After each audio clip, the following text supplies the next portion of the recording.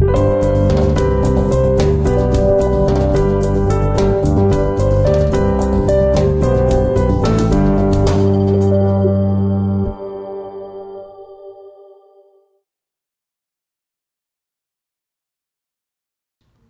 pleasant good day to all the beautiful people of the Virgin Islands.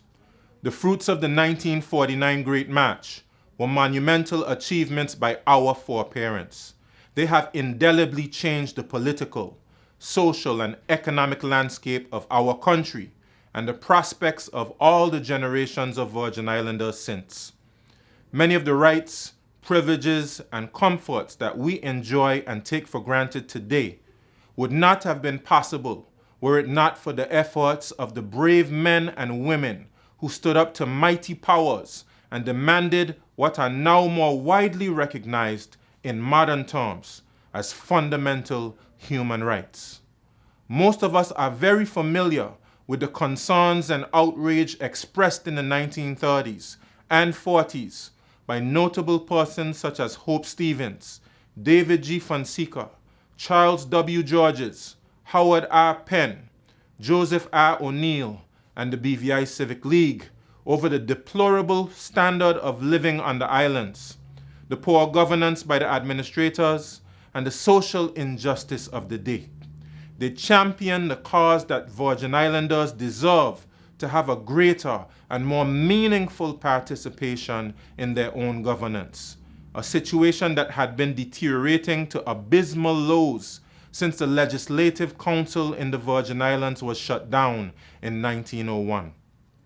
Of course, it took the frustrations and persistence of a humble fisherman from Anegada, Theodulf H. Faulkner, angry with the poor treatment of his pregnant wife, to inspire and stimulate action among the population.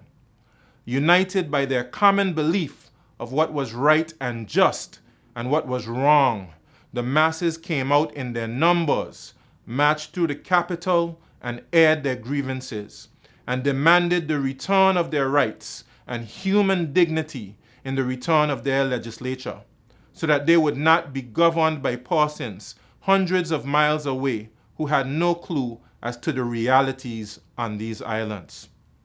The return of the legislature to these shores in 1950 paved the way for incremental political development and advancement of our nation and our people. The ability to govern certain aspects of our affairs cleared the way for the development of our tourism and financial services industries, which have aided the economic advancement of our country and our people.